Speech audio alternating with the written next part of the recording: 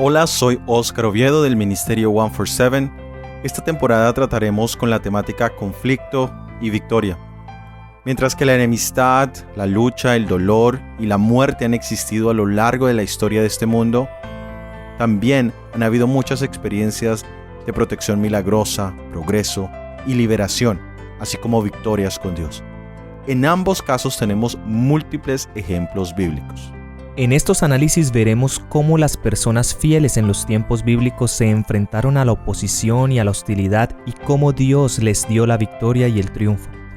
Cada ejemplo será un gran estímulo y ayuda espiritual para nosotros. La promesa central de esta temporada será 1 de Juan capítulo 5 versículo 4, porque todo lo que es nacido de Dios vence el mundo, y esta es la victoria que vence el mundo, nuestra fe. Soy Oscar Acevedo. Gracias por escucharnos. Empecemos. El título de este análisis es Probado reiteradamente. Vamos a entrar a analizar cuál es el propósito de todas las pruebas, de todas las evaluaciones que tenemos desde que estamos pequeños, en la escuela, en el colegio, en la universidad. ¿Cuál es el objetivo de todas las pruebas? El objetivo central definitivamente será evaluar lo aprendido. ¿Qué tal que no existieran exámenes en el colegio, en la universidad, en la escuela? Solo podríamos saber si se había aprendido lo enseñado en el momento de la práctica. En el caso de un médico o en el caso de un mecánico, esto sería absolutamente peligroso. No podemos imaginarnos un médico que jamás haya sido probado o evaluado en su conocimiento. Esto le costaría la vida a un paciente. Lo mismo sucedería con el mecánico. Si jamás se hubieran hecho las pruebas necesarias, él no podría estar capacitado para arreglar cosas tan simples como un ajuste de frenos. Si no tiene ningún concepto evaluado, esto podría costarle la vida a sus clientes. Lo mismo sucede en la vida cristiana. La ley nos muestra la necesidad de Jesús, y las pruebas nos muestran si hemos o no recibido su perdón y su poder transformador. Tenemos varios tipos de pruebas en distintos niveles. A nivel físico, podemos ser probados en nuestra salud por medio de alguna enfermedad. A nivel mental podemos ser probados incluso con problemas, dificultades, problemas familiares, problemas sociales.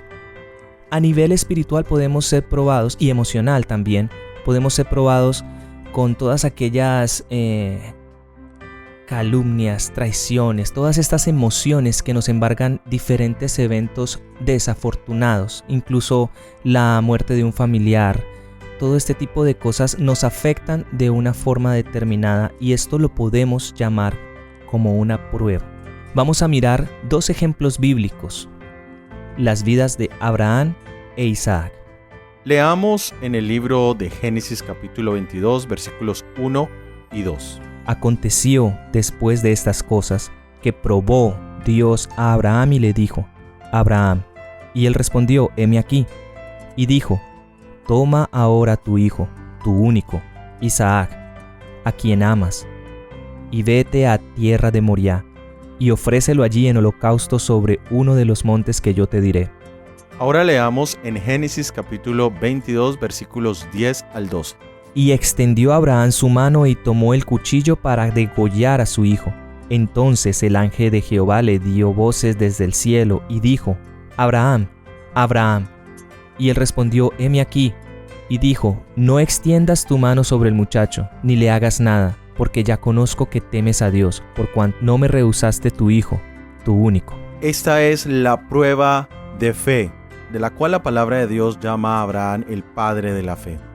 Y todos podemos meramente imaginarnos la tortura mental por la orden de Dios de sacrificar a su único hijo.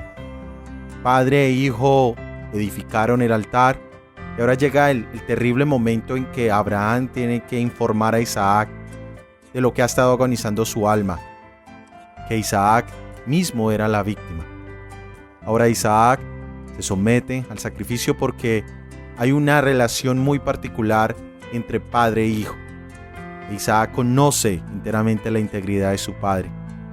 Pero cuando todo está listo, cuando la fe del padre y la sumisión del hijo están plenamente probadas, el ángel de Dios detiene la mano levantada de Abraham y le dice que ya es suficiente. Dice: porque ya conozco que temes a Dios, por cuanto no rehusaste tu hijo, tu único hijo. Ahora la pregunta que nosotros nos podemos hacer aquí es, ¿qué buscaba evaluar esta prueba? ¿Cuál era el objetivo o propósito de esta prueba? Podemos decir que era probar la fe de Abraham, probar su confianza, ya que este era era el hijo de la promesa, era el hijo de edad avanzada de Abraham y Sara. Era un hijo que al perderse, las probabilidades o las posibilidades de tener otro para reemplazarlo eran demasiado difíciles. El libro de Hebreos nos dice que Abraham pensó en su mente que la solución que Dios tenía para esto es que lo iba a resucitar, porque la posibilidad de otro hijo era casi imposible o nula. También podemos decir que el propósito de esta prueba era mostrar el plan de salvación. En ese mismo monte, mucho tiempo después, iban a estar allí presentes los mismos personajes, un padre y un hijo. Pero en ese momento no iba a haber nadie que impidiera que el padre llevara a cabo ese sacrificio de su hijo por el beneficio de la humanidad. Pero hay un propósito aún mucho más grande que Dios tenía en la vida de Abraham, y era probar qué entendimiento tenía Abraham del carácter de Dios. Sí, tenía una fe grande Abraham, no lo podemos negar. Siempre lo tuvo desde el primer momento cuando Dios lo llamó de su tierra a salir a una tierra desconocida. Él manifestó una confianza grande en Dios. Es decir que esta, aunque es la prueba reina de la fe, no era el mero objetivo probarla, porque ya lo había probado antes. Pero era muy común que las personas sacrificaran sus hijos a sus deidades. Ahora Jehová Dios era un Dios distinto. Definitivamente era único y especial. Y Abraham tenía que desasociar estos dos conceptos. Entender que el carácter de Dios es distinto al carácter de los ídolos paganos. Y es aquí donde pone a prueba este elemento.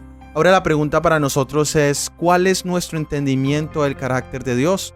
Tal vez pensamos que es similar a los otros dioses falsos que existen a nuestro alrededor. Tal vez pensamos que Dios es como ese concepto humano que tenemos de Dios. Y las pruebas que ahora mismo tú y yo estamos pasando pueden ser una prueba para ver qué entendimiento, qué comprensión tenemos del carácter maravilloso del Señor. Leamos en el libro de Génesis, capítulo 25, versículos 21 y 23. Oró Isaac a Jehová por su mujer, que era estéril, y lo aceptó Jehová, y concibió Rebeca su mujer. Y le respondió Jehová, 2 naciones hay en tu seno, y 2 pueblos serán divididos desde tus entrañas. Un pueblo será más fuerte que el otro pueblo, y el mayor servirá al menor. Y es interesante ver en este versículo la promesa que Dios le da a Abraham de la descendencia que se cumple en Isaac, pero ahora Isaac enfrenta un pequeño dilema, y es que su esposa es estéril, su esposa no puede tener hijos, y aquí es donde podemos encontrar esta prueba. ¿Cómo puede Dios hacer una gran nación desde una mujer estéril? Y sí, en teoría nosotros podemos entender que para Dios no hay nada imposible. Pero cuando directamente somos tocados por estas pruebas, cuando directamente nos corresponde a nosotros aferrarnos a la fe en Dios y creer en el Dios de lo imposible, es cuando realmente podemos aprender, entender, comprender si el Dios de lo imposible es tan real como realmente yo lo tenía en mi pensamiento, o tenemos que empezar a descubrir ese Dios que de pronto habíamos oído hablar de él, pero no habíamos tenido esa experiencia tan cercana. Y aquí tenemos la descendencia de Isaac como un elemento vital para el cumplimiento de esa promesa que Dios le había hecho a Abraham, su padre. Y vemos que Isaac oró junto con su esposa, y Dios les responde esa oración. Dios les informa que iban a tener 2 hijos y que el mayor le iba a servir al menor. Ahí le presenta también la historia futura de los hijos y les dijo que serían 2 naciones, una mayor que la otra, y que la mayor serviría a la menor. El primogénito disponía de ciertas ventajas especiales y privilegios particulares que no le correspondían a ningún otro miembro de la familia. Ahora pensemos, ¿cómo es nuestra reacción con respecto a las promesas de Dios? ¿Cómo es nuestra reacción cuando una promesa de Dios no se cumple en el tiempo y en la forma que nosotros la quisiéramos? ¿Dudamos o por el contrario, oramos a Dios y confiamos en obtener esa respuesta de parte de Él? Leamos ahora en el libro de Génesis, el capítulo 26, versículo 1 y versículo 6. Después hubo hambre en la tierra, además de la primera hambre que hubo en los días de Abraham. Y se fue Isaac a Abimelec, rey de los filisteos, en Gerar. Habitó pues Isaac en Gerar. Ahora encontramos a Isaac en una nueva dificultad, y es que carece el alimento, hay una hambruna. La pregunta es, ¿cómo supliría Dios esta necesidad? E Isaac necesitaba en este momento ejercitar su fe en Dios. Me gustaría que leyésemos del libro El Discurso Maestro de Jesucristo, página 94, donde nos dice: como hijos recibiremos día tras día lo que necesitamos para el presente. Diariamente podemos pedir el pan nuestro de cada día, dánoslo hoy. No nos desalentemos si no tenemos bastante para mañana. Su promesa es segura: vivirás en la tierra y en verdad serás alimentado. El mismo Dios que envió los cuervos para dar pan a Elías cerca del arroyo de Querit, no descuidará a ninguno de sus hijos fieles y abnegados. Del que anda en justicia se ha escrito: se le dará su pan y sus aguas serán seguras. No serán avergonzados en el mal tiempo, y en los días de hambre serán saciados. Quien se compadeció de las multitudes porque estaban desamparadas y dispersas, sigue teniendo compasión de los pobres que sufren. Les extiende la mano para bendecirlos, y en la misma plegaria que dio a sus discípulos nos enseña a acordarnos de los pobres.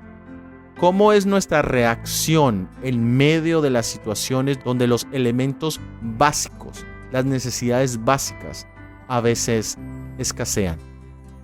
¿Consideramos nosotros la promesa en la oración del Padre Nuestro, donde el Señor promete proveer nuestra necesidad diaria? Por supuesto, vivimos en un mundo donde ya no se nos paga a diario, se nos paga mensual, donde hacemos mercado por tiempos más largos que un día. Y nuestra fe ha cambiado. Ya hoy nuestra plegaria tal vez no sea danos el pan nuestro de cada día. Pero si esa fuese la circunstancia, ¿cómo sería nuestra reacción el no tener la seguridad del pan de mañana hoy? Y lo mismo pasa en la vida espiritual. La gracia del Señor es únicamente válida para el día de hoy. Pero muchos viven pensando y preocupándose de los problemas del mañana y gastan la gracia de hoy para el día de mañana. Es aquí también donde nuestra fe y confianza es probada. ¿Cómo reaccionamos nosotros? Esa es la pregunta. Ahora leamos en Génesis capítulo 26 versículos 12 al 14. Y sembró Isaac en aquella tierra y cosechó aquel año 100 por 1. Y le bendijo Jehová. El varón se enriqueció y fue prosperado y se engrandeció hasta hacerse muy poderoso. Y tuvo hato de ovejas y hato de vacas y mucha labranza, y los filisteos le tuvieron envidia. Y en este versículo bíblico vemos la reacción natural del ser humano ante la prosperidad de los demás. Y puede que, todos los seres humanos no sean iguales, pero lo más natural, lo más normal e instintivo es ese espíritu competitivo. Si una persona emprende un negocio y la otra persona también emprende un negocio, y si coincidencialmente están en el mismo campo de negocios, se va a generar una competencia en donde si el uno progresa, el otro tiene que estar siempre por encima de su competidor. En este caso no estamos tan lejanos a este concepto y vemos la envidia que tuvo todo un pueblo, que tuvieron los filisteos, contra la prosperidad de un hombre y su propia casa. Tenemos a Isaac siendo bendecido por Jehová. Tenemos a Isaac que se enriquece y se vuelve poderoso. Aunque no era lo que Isaac estaba persiguiendo, era algo que Dios le había dado. Y el ver cómo reaccionamos nosotros ante la envidia de los demás, cuando nosotros prosperamos en algo, cuando nos va bien en algo, y vienen estos comentarios o estos ataques o estas reacciones de nuestro entorno hacia nosotros, ¿cómo podemos nosotros reaccionar ante estos estímulos? Leamos en el libro de Génesis, capítulo 26, versículo 15 al 17. Y todos los pozos que habían abierto los criados de Abraham, su padre, en sus días, los filisteos los habían cegado y llenado de tierra. Entonces dijo Abimelec a Isaac: apártate de nosotros, porque mucho más poderoso que nosotros te has hecho. E Isaac se fue de allí y acampó en el valle de Gerar y habitó allí. Leamos ahora los versículos 18 al 21 del mismo capítulo 26 de Génesis. Y volvió a abrir Isaac los pozos de agua que habían abierto en los días de Abraham su padre, y que los filisteos habían cegado después de la muerte de Abraham, y los llamó por los nombres que su padre los había llamado. Pero cuando los siervos de Isaac cavaron en el valle y hallaron allí un pozo de aguas vivas, los pastores de Gerar riñeron con los pastores de Isaac, diciendo: el agua es nuestra. Por eso llamó el nombre del pozo Esek, porque habían altercado con él. Y abrieron otro pozo, y también riñeron sobre él, y llamó su nombre Sitna. Muy bien, habíamos ya visto que Isaac había enfrentado la envidia humana, y ahora de la envidia pasa al antagonismo directo de los pastores de Abimelec y ahora de los filisteos. Y en ambos casos encontramos que la lucha es por los pozos, por supuesto en una área donde el agua es tan escasa. Esto puede generar bastantes dificultades. Pero en nuestra propia vida también encontramos que el egoísmo está en el corazón humano. Y muchas veces encontramos personas que no solamente sienten envidia de las bendiciones que tenemos, sino también muestran antagonía. Se pueden generar conflictos por muchas razones. Vemos el ejemplo de Isaac, que él siempre buscó apartarse, buscó irse a otro lugar. Y podríamos cuestionarnos y decir, bueno, pero si Dios le había bendecido, si Dios le había proveído, ¿por qué tenía que dejarlo? Pero tenemos que entender que estamos de paso en esta tierra, que hay un objetivo mayor, que nuestra meta es una meta celestial. Y cuando olvidamos este elemento, entonces empezamos a dar demasiado valor a nuestra dignidad, a nuestra persona, y entramos a defender el ego. Quisiera leer de Joyas de los Testimonios, volumen 3, página 74. Dice: somos viajeros, peregrinos y advenedizos en la tierra. No gastemos nuestros recursos para satisfacer deseos que Dios nos ordena reprimir. Demos, más bien, el debido tiempo a los que tratan con nosotros. Representemos adecuadamente nuestra fe, restringiendo nuestros deseos. Levántense las iglesias como un solo hombre y trabajen fervientemente con quienes andan en la plena luz de la verdad para estos últimos tiempos. Impresione vuestra influencia a las almas para hacerles comprender el carácter sagrado de los requerimientos de Dios. En este pasaje vemos que nuestra prioridad, tal cual lo dice el libro de Hebreos capítulo 11, es que somos peregrinos, somos viajeros.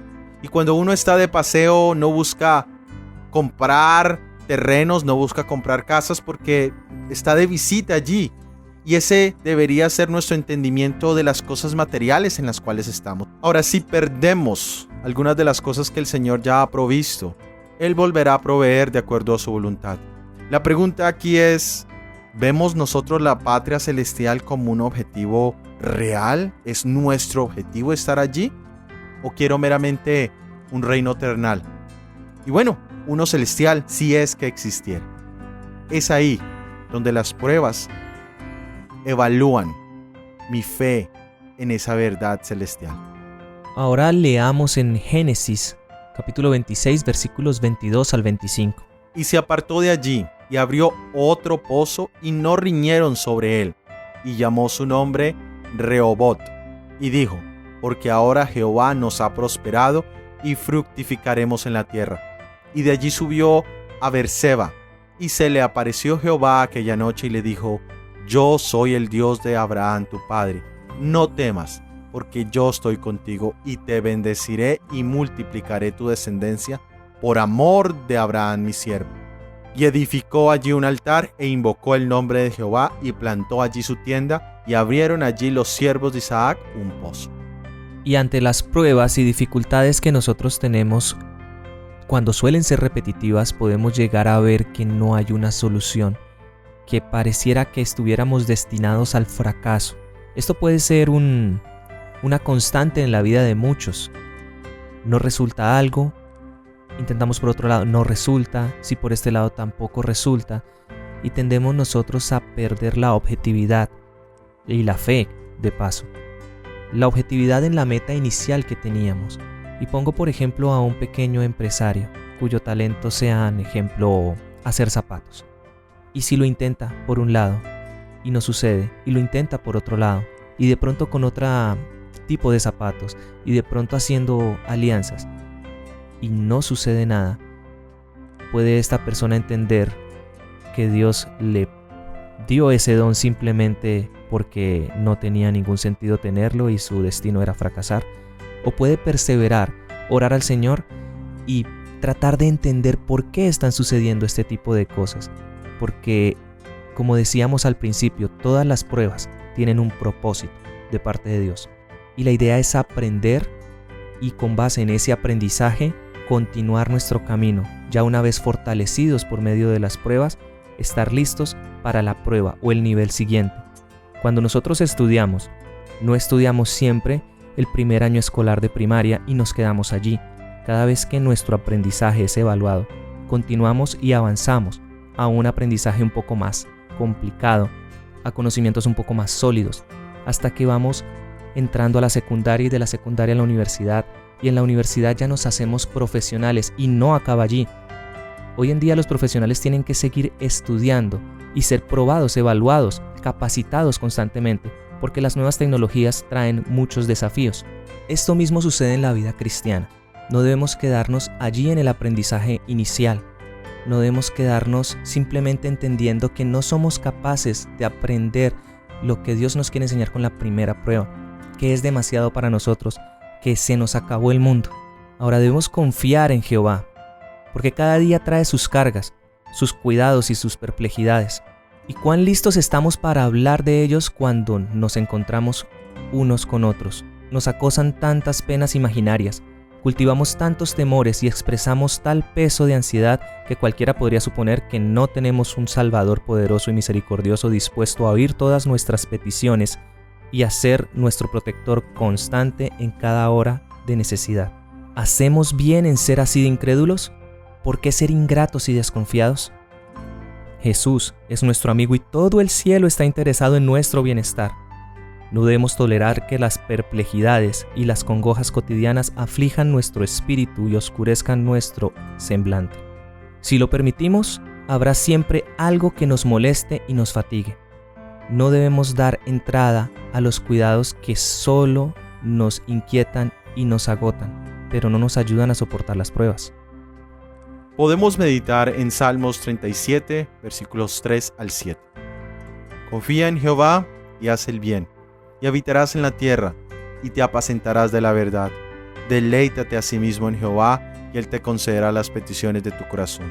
Encomienda a Jehová tu camino y confía en Él, y Él hará. Exhibirá tu justicia como la luz, y tu derecho como la del mediodía. Guarda silencio ante Jehová y espera en Él. No te alteres con motivo del que prospera en su camino, por el hombre que hace maldades. Gracias por haber escuchado nuestro episodio del análisis bíblico para esta semana. La próxima semana veremos la vida de Jacob, sus conflictos y victorias. Todo este material ha sido producido por el ministerio 147. Que Dios los bendiga. Amén. Amén.